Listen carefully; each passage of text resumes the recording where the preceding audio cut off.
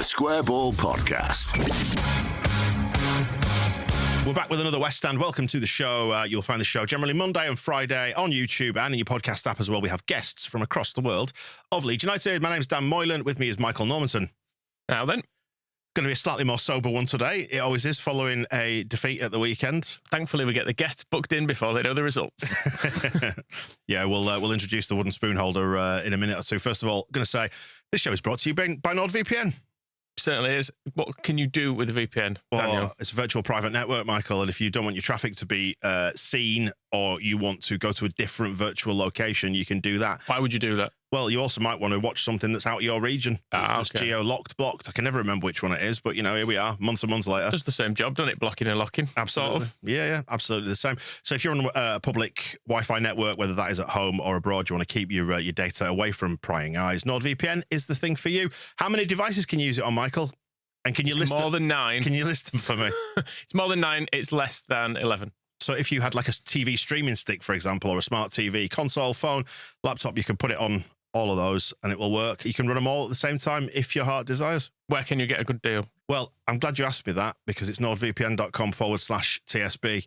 nordvpn.com/TSB. Additional 4 months, that is on top of your discounted 2-year plan. Risk-free as well. 30-day money-back guarantee. One final time then, nordvpn.com/TSB. And there is a link in the episode description box as well. Today's guest is BRYN Law. Club shill, BRYN Law. Hi.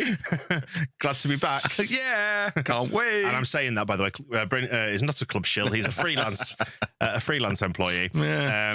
But you always get hammered, don't you, for Yes. you either said too much, said too little, talked about Wrexham. So we're here to subject you to another. I want to talk more about VPNs. Can we talk about that today? Well, I think it's fascinating. I think Wrexham chat would be okay today as well. No, don't go there either. No, but we don't care, you see, so it's fine for us. Yeah. Right, are you doing badly?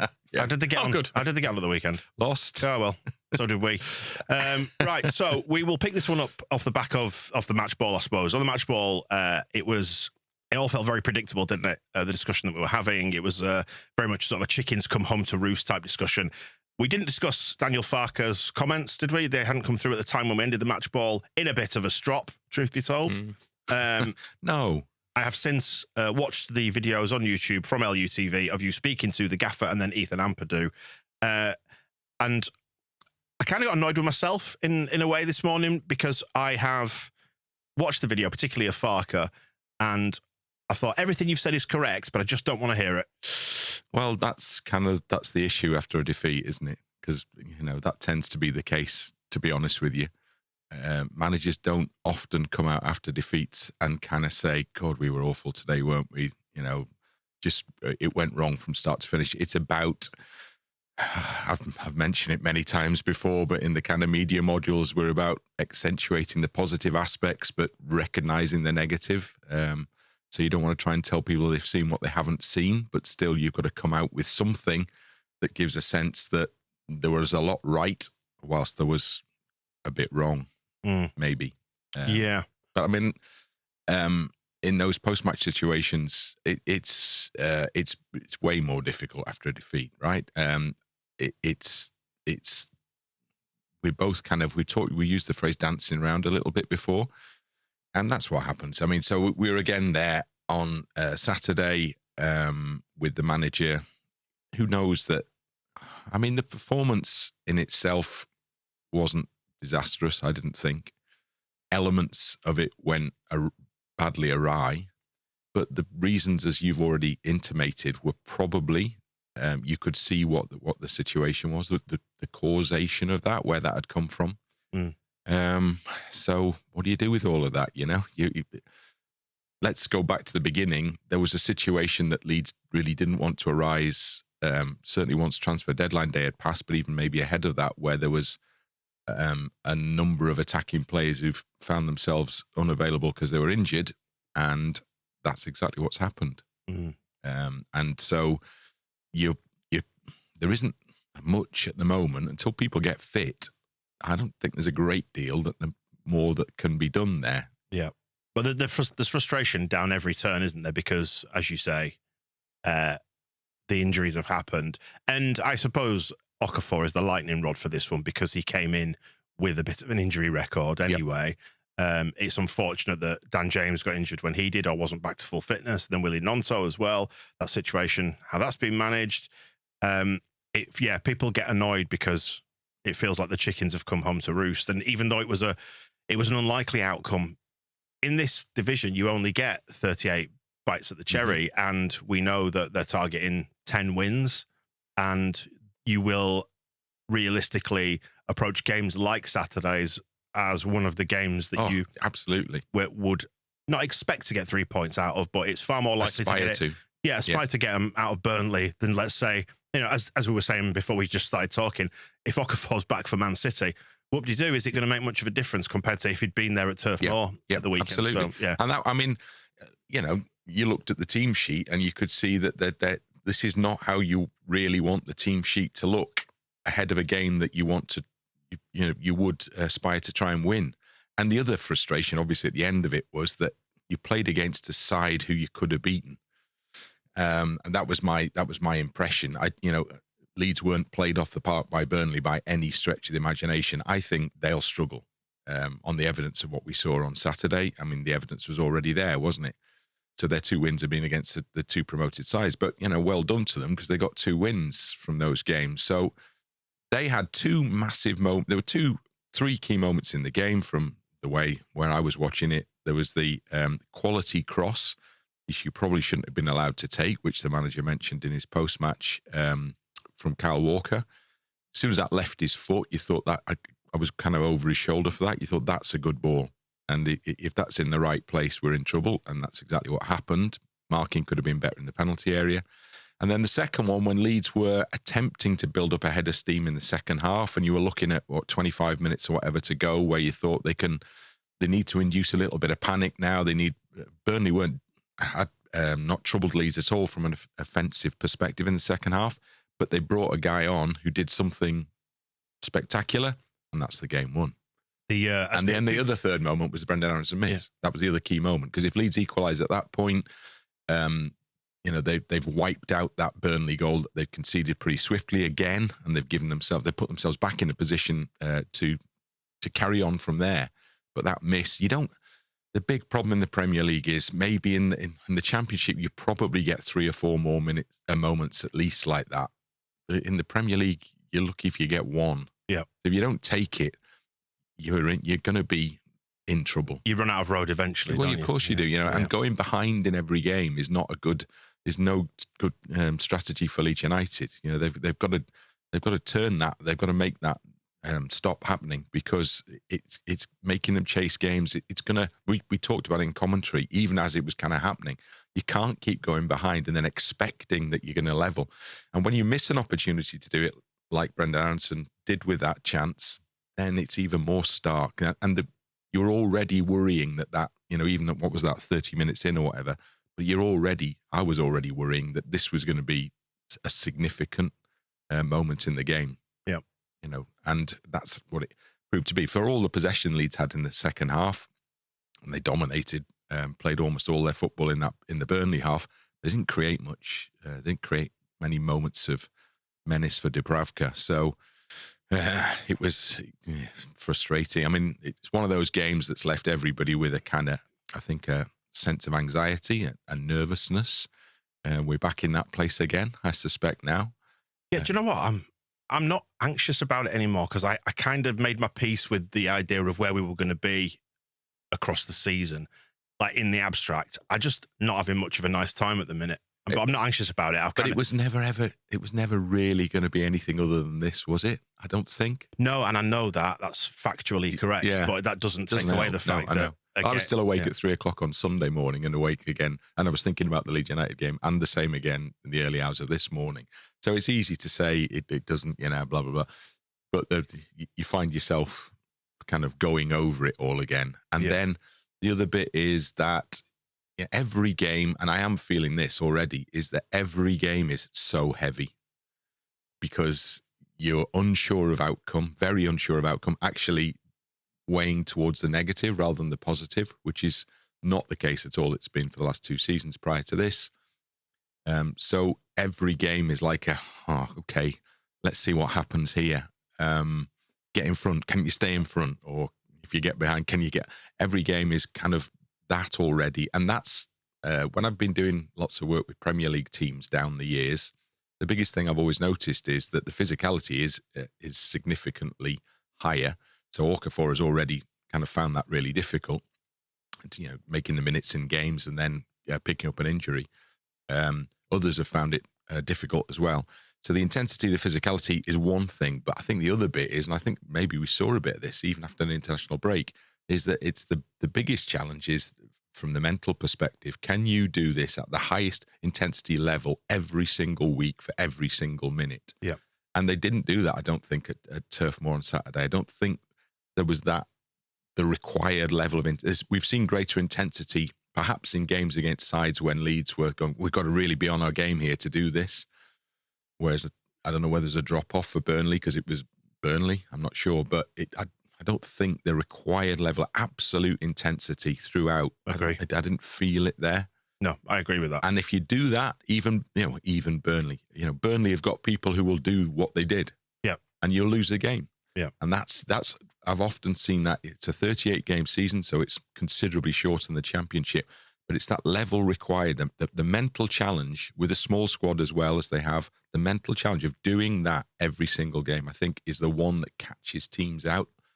Not now necessarily, but in kind of, February, March. Yeah. Still having to, or even having to do it more maybe because the situation you find yourselves in. It's interesting, like driving in this morning, it's a bit of a grey, wet morning in Leeds. Autumn definitely feels like it's arrived in the last couple of days, and it just felt like a perfect metaphor for where the season has wound up. Like the early season sunshine, and you don't really know where you are yet. You're just sort of feeling your way into it, and you've still got that hope and that optimism. And this is the reality of the Premier League, isn't it? It's the grey. It's the reality is you're going to lose more than you win. Yeah, right off the bat. But Burnley though. Yeah. Well, I know, and that's the thing. And the other thing is that it heaps extra pressure on the next game, which then in turn heaps potentially added pressure on the one after that. But when you look what lies ahead through November, December, that's where. But and I said this on the match ball because I refuse to give in to the darkness at this stage. It's still only mid to late October. Friday. Yeah, probably. If we go one behind on Friday, that's when. Yeah, that's when I'm done. Yeah, and the flip out will start. No, I was saying this on the match ball. Like football's not linear in that regard. Like we might well offset the defeat here by beating somebody unexpectedly who happens to be in the top 6 at Ellen Road or something. You just don't know, do you? You go into every game, as you say, you probably tend slightly towards the negative, but we got a much better performance out of the Bournemouth game and the Spurs game actually to a large extent because sometimes different styles rub up against each other and the outcome, you can't quite predict it because that's the beauty of football. As much as it's uninspiring, I think, to be in the Premier League a lot of the time and you feel like the die is cast before the season's even started, there are still variables within that.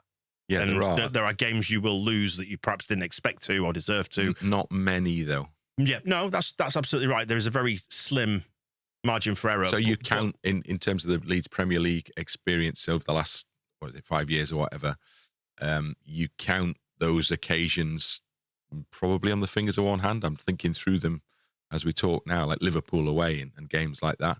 But even draws at home in that first season, Manchester City draw at home, Arsenal draw at home. Those are good results. And then winning away at Manchester City obviously was major, but all that happened in the lockdown period.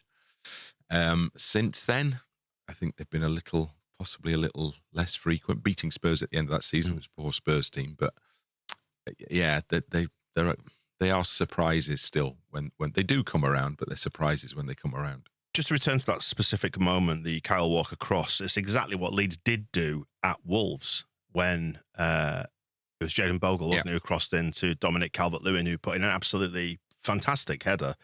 It's frustrating to see us fall victim to that thing because we seem to be looking at crosses into the box as a method this year, whereas perhaps we didn't have that last year under Farker, and the year before it was a lot more the patient build-up and passing and probing, whereas actually we seem to have gone a little bit more basic this year. So it's frustrating to see us fall victim to that, but on the other side, you feel like we should be more switched on to it? I will say, I feel like the Calvert-Lewin header was a brilliantly directed header from across that 9 times out of 10 you don't score from. That Burnley one was just awful. It's a tap in as much as you can get from a header. There was no one. Yeah. There was a yard of space either side of him. He could watch it the whole way without any challenge. He didn't even have to concern himself with maybe I'm going to get clattered here if I don't get to this. It was a header you would expect every professional footballer to score, barring maybe 1 or 2 of ours. Yeah, but from the strands that come off that is then me getting annoyed at Calvert-Lewin for not taking easy chances that he's had since. So I think, well, it's all fine and well scoring that good one, but what about the other ones then?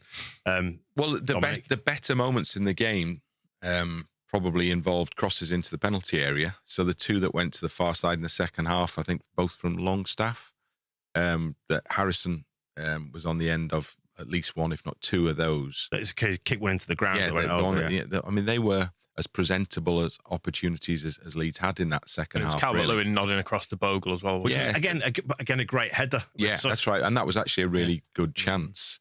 So there were actually Calvert-Lewin's the contribution in terms of what he does with the headers. I think was quite good. I mean, people are going to go, yeah, but it's not the key contribution, and I absolutely get that. But when it was coming towards him, we saw it early in the game. There were a couple of little layoffs and knockdowns from him when he won headers well against his central defender that were kind of begging to be picked up on and built upon. And maybe that's an element still that who plays close to him, who goes around him, who comes off him, who's expecting, who's coming in for that, either to going beyond him or just coming to stand just behind him. Yeah, but this discussion then takes you back to the midfield and having 3 destroyers in there, as we were talking about on the match ball. So you then start to, the other thread that I was thinking about before was like, well, you start to think, well, the players are all not good enough. And then the discussion around that, if he's getting up there and getting knockdowns and there's nobody around him or running past him, well, you've made the wrong tactical choice there in midfield, isn't it? You can start to find errors in everything that we do because when results don't go your way, that's what you tend to do. At 3 a.m, probably on Sunday morning, I was worrying about coming in here to talk today. That's very sweet. And well, it's not really. But anyway, it's many things, but sweet it ain't. But I was thinking about a comparison.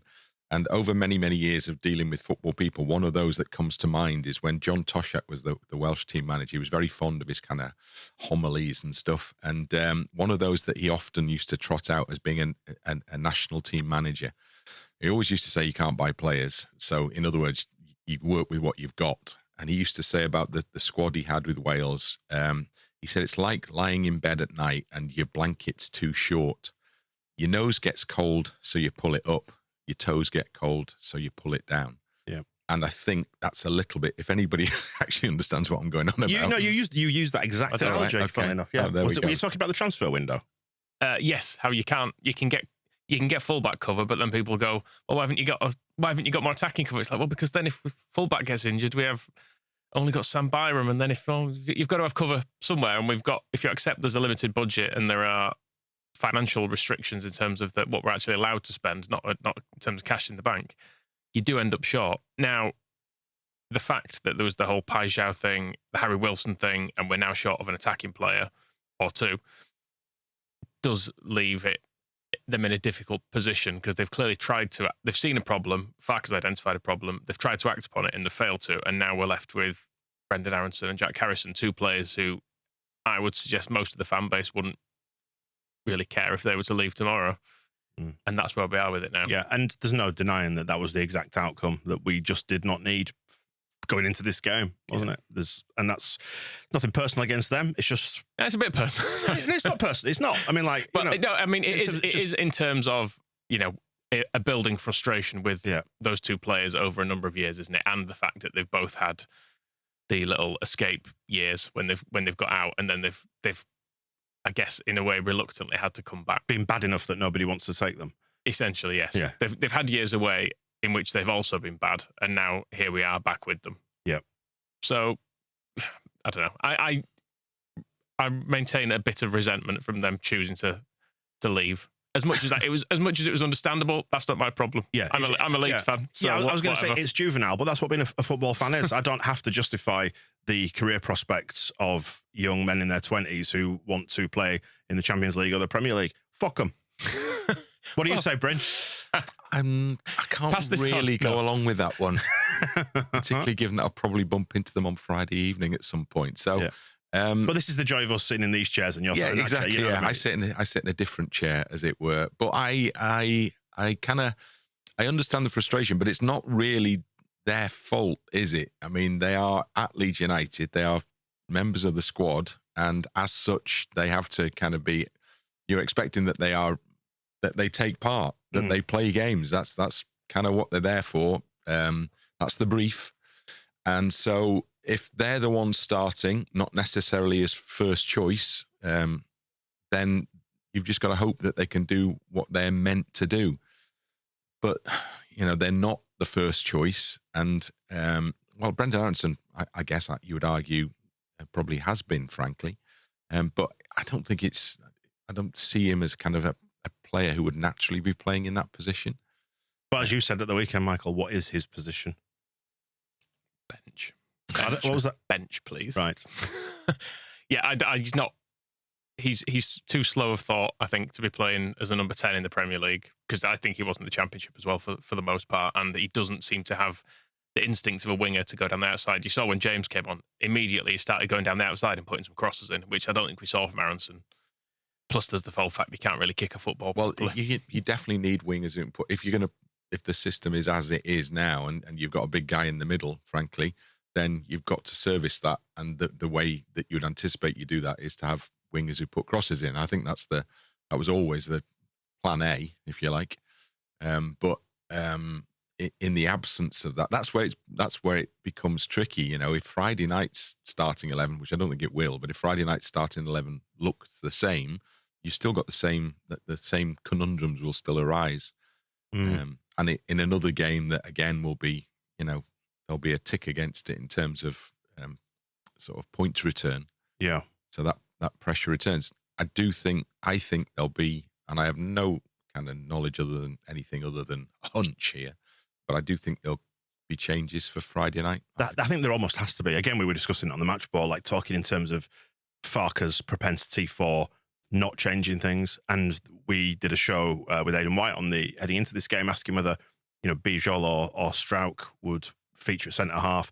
We've probably reached breaking point, not necessarily with Strauch individually. I just mean with the need for changes. Yeah. That was just one of a few that you could probably if a team plays well, you keep the team the same.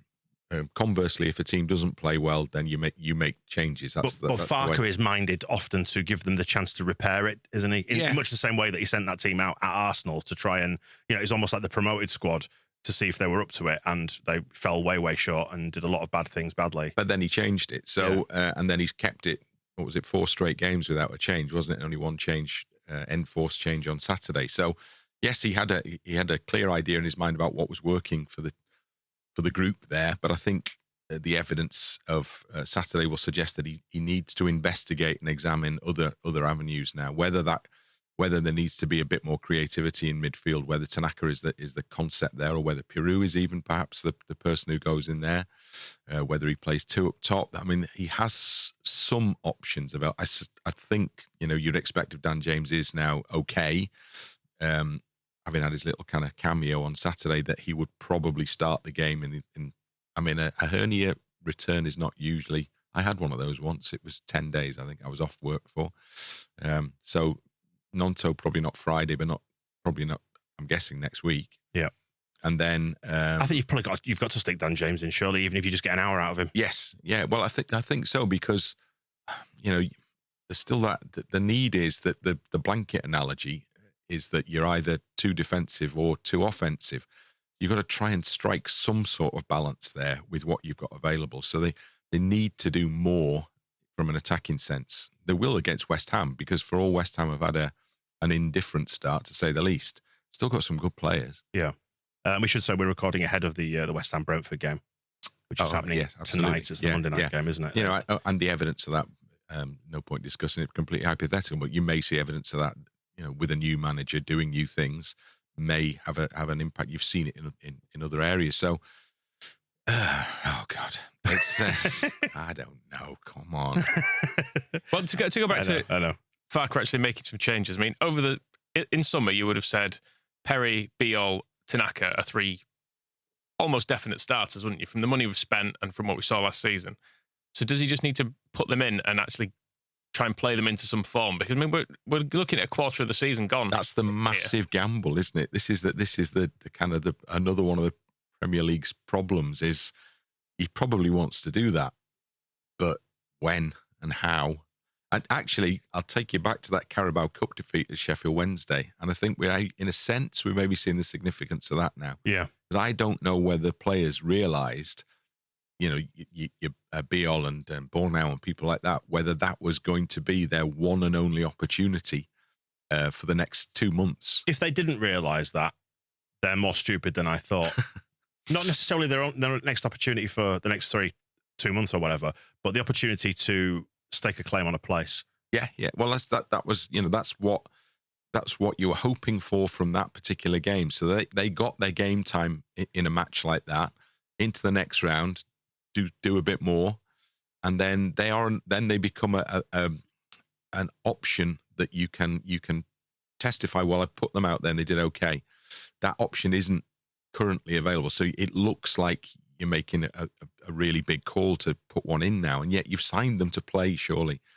So I think we're at the point where you probably will see some reflection of that in terms of I think the next team sheet we'll see. And also the more destructive midfield makes a degree of sense when you're against a team who are likely to have more possession, complete more passes. You're trying to break up play. Like in the Burnley game, we completed more than double the number of passes they did. That's possibly the only time that'll happen this season. Yeah, and 65-70% possession or something, wasn't it? That so yes, you were hoping to do something with the ball. Stach didn't in those circumstances. Stach wasn't the power he's been in other games that we've seen so far this season. And maybe that's where a little more guile and finesse was required, but it wasn't there. So I think that's an area that will potentially be addressed in the next game. I mean, a manager needs an excuse to do stuff like that. He's got to be able to explain it to the players in terms that they kind of get. That's how it works these days. You explain stuff, you don't kind of just enforce it. No, you don't enforce it. And so the explanation will be, well, that didn't work last weekend, so I need to try something different. Yeah. I was thinking about Farke's comments he essentially said, to very much paraphrase it, we dominated all the stats, we should have won this. Do you disagree with anything he said? Yes, I do really, because I feel like if you looked at the stats, and if you watched any of the 5-10 minute period of that game that didn't feature one of their goals, you would have said, yes, Leeds have got this.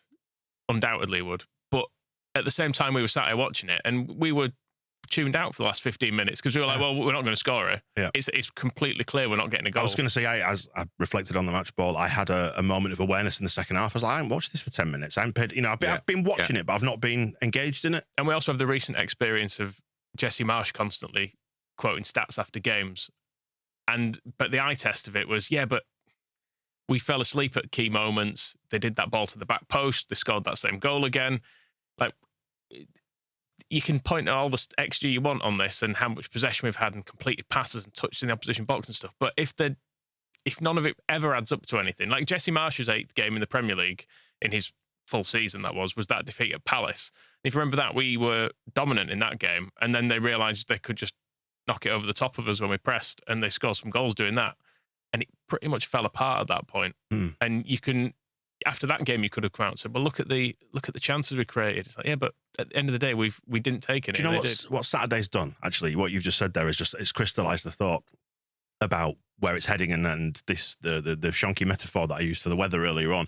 It feels like we are in danger of becoming the nearly team, where we'll put in good performances, but it will never be reflected in goals and points. I think that's my sort of underlying, if there is an anxiety, it's that, and that's what the shape of the season is now going to look like. We're going to fail to fulfill potential. Comes back to the point that I made earlier about maintaining levels.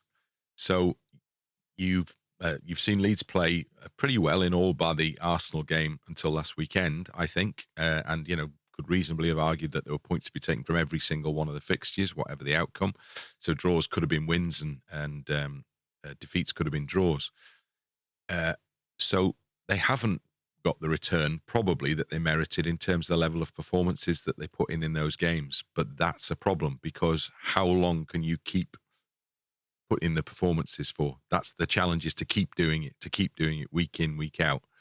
And you've got to take something from those days, because you know there are going to be the other days. Yeah, and I'll say this: a win on Friday puts a different perspective on it all. You'll have played 9 games. You'll have got 11 points on the board. You're ahead of the curve. On the flip side of this, I think Ellen Road will be good because it's Friday, it's under the lights, but it won't take a lot for it to turn either. I don't think if we go behind or we are. I think actually it's the performance, isn't it? If we're not in the game, if you can sniff it, can't you, in Ellen Road? You know if it's going to be one of those days. I think if we don't compete and we're not in that game, there will be a creeping anxiety that will start to transfer into the crowd and then onto the players. I think there's a guarantee they'll compete. Yeah, but then I suppose the other bit on top of it all is that competition is one element of it. The ability to compete is one significant part of it. But the other bit is the little bit of quality required as well. And that's the bit that's the most difficult currently, I think, for them to fill. This is the argument, I suppose, for making changes, isn't it? Going into Friday, is that it moves the narrative along. It gives you something else to talk about. Now, you could find yourself half an hour in and 1 down and playing terribly, and you go, "Oh well, that didn't fix it." But the natural mindset of the fan is that making changes, and the other thing is the likely solution to the problem. But it can help to act as a little bit of a reset in terms of how fans. The word we haven't mentioned here, one of those corny football words, is quality here as well. Yeah. So I think you've got to. I mean, they are a good bunch of lads, right? That's my experience of them. Solid group, and they've signed players, I'm told, on the basis of analysis of their personality to an extent as well, so that they want them to fit in with the group. They've built up a really good group spirit over the last 2 seasons, and I can testify to that. So they wanted to make sure that they maintain that. So that's all. It's the All Blacks, no dickheads rule. Yeah, that's right. So all that bit, that's good. Okay, I get all of that. But in the Premier League, and we saw it in 2 instances on Saturday, you also need something a bit different. You need a moment that you were kind of not expecting. So the cross is one, and the goal, the second goal is the other. So you also need that. So in season 1, on the return to Premier League last time out, the guy who provided that was Rafinha. Yeah. And he was a key, fundamental to Leeds' success that season and staying up the season after, because he was the guy who could do that. There is a big grey elephant sat in the corner of this room called Laji Ramazani, unfortunately, and that's where that discussion leads, because you had a maverick talent, and for whatever reason, whoever is responsible for the squad building, whether this is at a recruitment level or this is the manager's decision, they opted to retain Aronson and Harrison over Ramazani. Or someone would take Ramazani and no one would take Harrison and Aronson. But we've still, as we said it again on the match ball, going around in circles, we've got a gap in the squad still. It's a 24-man squad, not 25. Yeah, they didn't mean for that to happen, did they? Dan James did it again, haven't they? They have a little bit, yeah. Oh, we accidentally sold someone. Yeah. I mean, with Ramazani, it is interesting because and potentially it leads into a bigger discussion around recruitment, that there are certain players that Farke seem to not necessarily like. People will scream again. We did mention on the match ball, which is possibly where we haven't mentioned it again. He is currently injured, by the way. He couldn't have played probably himself. And also, I think we should also make clear, I don't think you're saying Laji Ramazani is Rafinha 2.0. No, absolutely no. Just saying that in terms of an option, even if it's someone to bring off the bench, stay in that game and then deploy somebody to try and get you back in it, like we did Dan James. Yeah. It's another option, isn't it? It's something else for them to think about. But anyway, sorry, go on, mate. Yeah, I wonder if Farke just didn't want him in the first place, had him for a bit, still didn't want him. He's not good enough to step up. And they've therefore had to get him. rid. This is me speculating on Farke, not me not saying it. Yeah, well, we saw it last year, didn't we? He seemed reluctant to use him. In the bits we did see, he seemed good. He fell out with him very quickly, didn't he, around, I can't remember which game it was now, but he'd not done some tracking back. Yeah. But it seemed like he broke very quickly on Ramazani, whereas other people he was willing to forgive an awful lot of bad performances, whereas that Ramazani did one thing and he was like, that's it. You're gone. And then there's the hints of you wonder if he thinks he's too showy because he was doing backflips after scoring goals, things like that. Whether it's just managed. Yeah, just managed. It is absolutely. But if the manager, as we've said many times before, BRYN, the manager is actually the only person who externalises viewpoints from the football club. You don't get anybody from the executive team doing it very rarely. There are now, occasional Which interviews. is the case everywhere. Yeah, it's the manager. So if the manager is saying he needs to basically, and he's saying it through a smile, don't get me wrong, that Ramazani is maybe over egging the pudding a little bit when he's doing backflips after scoring against Watford or whoever. Cardiff, right, okay. Then he just needs to sort of temper himself a little bit. I think it's fair to conclude from that Farke didn't like that to an extent. He felt it was disrespectful or whatever, and maybe something about Ramazani's, that combined with his style of play, just doesn't quite sit with him exactly as he wants it, maybe. And like you say, maybe he was, in Farke's eyes, an imperfect solution to a problem of trying to get somebody for the wing. And for whatever reason, they've gone into this season and he's just thought, he's not quite the one for me. He's not disciplined enough positionally or whatever. But the flip side of that is going forward, he makes things happen, doesn't he? Well, we don't really know, do we? He might have done. But what we do know is that Brendan Aronson and Jack Harrison there's a knowledge about what they can and can't do at Premier League level because you have evidence.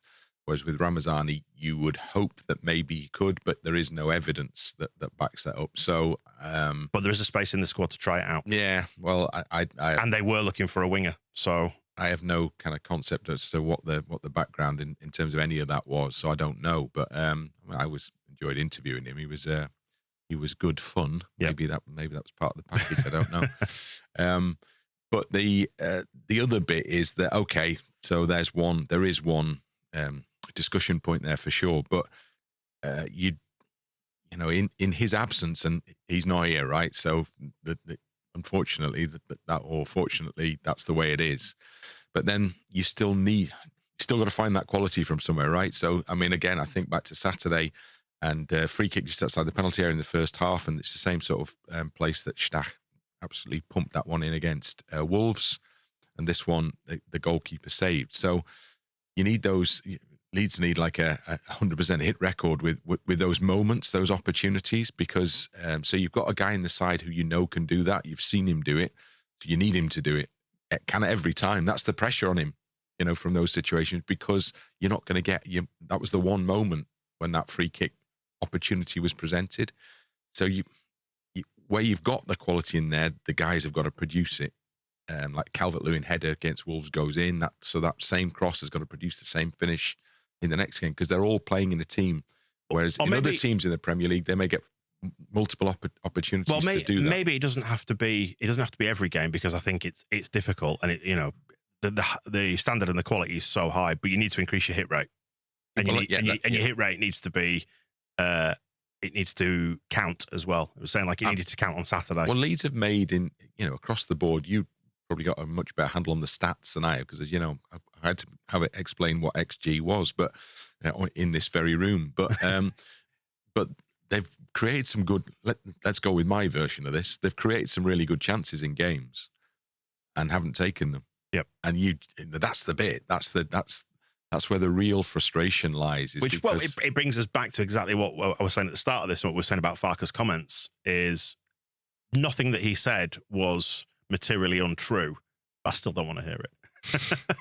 Yeah. Okay. I mean, it's I'm not saying from you. I think it's a worthy discussion point. I think the reason why we're going around in circles on this is because these are all frustrations that were identified way back when as potentially negative outcomes. And the manager, in fairness, identified the potential for this situation to arise. Yeah. Where you haven't got the first pick players that you want to have there, that you've brought, in one case at least, you brought in to do the thing that you need them to do. They're not available. And so then the where you're going in terms of what you fill in with is probably not where he wanted, but clearly not where he wanted to be. Otherwise he wouldn't have made the comments before the window closed. So he has put it out there already. I don't know how it plays out going forward. I mean, I once I'd got away from Turf Moor. I had to move my car before the game at Turf Moor on Saturday. We were almost at the point of a tannoy announcement. Didn't you just send your driver? Yeah, that's right. Yeah. Tony. No, other way around. I am Tony's chauffeur usually. But I had to go and move my car because I'd been told to park in the wrong place. So it was one of them days where you knew right from the start that I had a bad vibe about this one. You know, I've never, ever in 33 years of doing it had to go out of the ground to move my car when it's been on the official car park. It would have been even better to get it announced on the PA system while you were commentating. 20 minutes in, I'd have taken it as an option, to be honest with you. But it was... So it was all kind of, there was a bit of a kind of, I felt that there was a bit of a black cloud over the whole day anyway. And then the way it kind of all panned out from that point on was in a way sadly predictable. And that's probably the bit that's left, an unhappy sense amongst the fan base. He said, choosing his words carefully. Well, until you get to the end of the season, you don't run out of games. And thankfully, we are only 8 games into it. And there's another one on Friday. Do you think it's maybe a good thing that the West Ham game has come around so soon and the chance for them to put it right? It felt like that was perhaps the subtext to what Ethan Ampadu said to you. It's the bit that's driving me mad in the Premier League. It's like, oh my God, it's another, I miss the old Saturday, Tuesday, Saturday, Wednesday cycle because you knew that there was another one coming around quickly to try and banish the blues from the last one, and we all suffer those. So this is a shorter gap. We were talking about the quick turnaround in the interview I did with Ethan. I mean, and I thought about it afterwards. I thought, it's actually not that quick, is it? It's kind of it is for West Ham, though. It is for them. Well, they're playing Monday and Friday, which is not great scheduling from their perspective. We'll see whether it is from Leeds' perspective on Friday. But I think it's important. They've got to grasp it again here quite quickly because the season slips by. I was going to say, it starts to get away from you. If this one gets away from from Brighton away is the next game, and that looks like a difficult game. I mean, we're going to say this constantly, but that does have the look of a game where you're really going to have to do something quite good there to get something you would suspect. And then, the run coming up after that we know is really hard. So they've got to get back at it quickly, and hopefully Friday will be that. Yeah, and we're not going to get to face the Ange version either, are we, of Forest? Well, this is what's happening elsewhere, isn't it? Things are changing in other places, so dynamics are potentially changing, and it remains to be seen. It's happened already at West Ham. It remains to be seen when or if that kicks into something tangible. Doesn't always, by the way. Yeah. As Leeds will that's the testify. danger, isn't it? Just the amount of churn within a club. As we know, if you're changing managers 2-3 times in a season, it's not a recipe for success. Well, it didn't make any demonstrable difference to Leeds staying up or going down in the final Premier League season, I don't think, anyway. No. There was no sign that Leeds were any better after in either of the appointments that followed. We're monitoring closely, aren't we? I do find myself watching a lot of Premier League games all of a sudden now, trying to make a value judgment on what I'm seeing. And I think, they're quite good, actually. Villa, they seem to be good again now, and those kinds of things. Yeah. Panicking. A little bit. There's a bit of that, yeah. Yeah, it'd be interesting to see what happens if we do slip below that 1 point per game. I don't think there's going to be a huge appetite for letting that sustain for very long, such is the nature of football management these days. But we're not there yet. So on to Friday. And yeah, fingers crossed that they can just make some changes, maybe bring Dan James back in, just a little bit of something to move it on and get us a bit closer to where we want to be in terms of personnel and hopefully performance. That's the thing, isn't it? Starting well on Friday. Clean sheets remain crucial, by the way, as well. And if you're setting up a team to be defensively strong, you have to do that. You have to. So that's where the disappointment for the goal conceded, the first goal against Burnley, was that's not a goal you should. If you're packing the box with big lads, that's not a goal you should be conceding. No. So that's got to have a tangible impact. You've got to be very hard to score against if you are going to. If the defensive priority is what's come to the fore, and then you take your moment after that. I wonder maybe if the concession of that goal is more significant in terms of maybe the centre-half change happening than anything else. Because Strauch made an error leading up to the second goal. But I wonder if it's that, well, first of all, allowing that cross will be dealt with, I suppose. But the failure to defend it maybe is addressed. Well, you'd imagine probably yes, frankly, because that's what managers kind of do. They look at, they weigh it up and they think, I've got to make some sort of statement here as well. I didn't like it. It wasn't good. Shouldn't have happened. None of those things should have happened. So I'm the guy who will now address that in the best way. And I think that's where you could see the changes kind of up top and at the back on Friday. We shall see, We shall see. What do you reckon? I'm I'm fearful he'll leave it exactly as it was because he's a bit prone to it. I think he is, but I think... Do you not remember Ilan Melier? Yeah, no, I do. But I think the keeper, as I said before, had this discussion before, the keeper, I think, is almost an exceptional example because so much rides on the keeper. It is in many ways the most important position on the team, isn't it? Or it's the one with the most pressure on it anyway. And, biggest call to change it. Yeah. So I also think Farke is a bit more receptive to public opinion than we perhaps realise. I think he's stubborn in the face of it up to a point, but then I think he actually bows to it in the end. Well, he knows what's going on. I mean, I think Daniel is astute on that basis. I think he kind of reads the runes well. He knows what's going on around the club. So I don't know what his sources are for any of that, or where he gathers it from. But I think he does have a strong awareness. His allusions in the past to this very emotional club and all the rest of it. He's finding that he's right in the thick of that for the first time now, because this is lose. Hopefully get a point, potentially lose. This is different territory for him, isn't it, in terms of what he's experienced so far at Leeds United? He's known from the occasional loss that he suffered in the previous 2 seasons. Even they've triggered kind of reaction.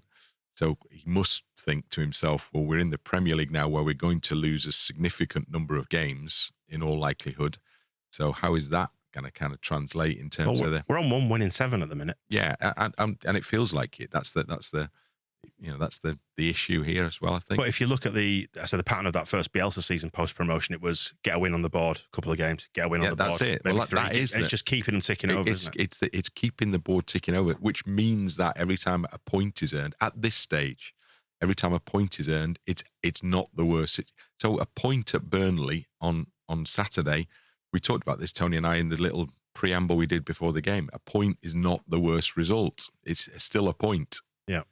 And it's not the worst on Friday, but every time you don't get one, it increases the pressure to actually have to go and win the game. And Friday is looking more like that. You stay on 0.9 from 9 potentially, but you want to get ahead of that curve. That's the only thing that takes the pressure off every game, is if Leeds get, like Sunderland now, are already well ahead of that curve. Yep. And so the pressure on each game for them is not the same, is different, and actually would probably be beneficial to players who can start to play a little bit. I was going to say, regards to Sunderland, actually, was just a final thought perhaps on this, is that they are probably a bigger problem for us this season in terms of perception than we realised. I think if Sheffield United had come up with us, they'd have been there or thereabouts down the bottom, and you would have said, well, the 3 promoted clubs are struggling still around the bottom reaches of the division.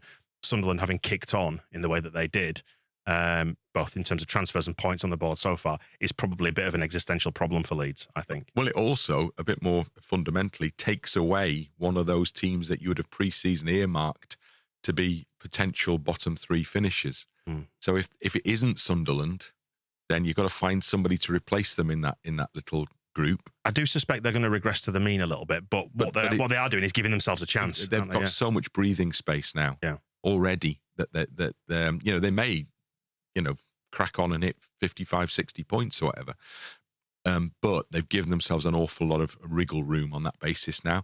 And the longer you go on without picking up any points, you lose that. And that becomes, every game then becomes just an absolute dead weight. It's like trying to keep your head above water, isn't it? It's like treading water, basically. It's like, are you kicking out of the water? As you're drifting further and further out to sea. Yeah, or are you just gulping for air? And at the minute, it's we're not quite gulping for air.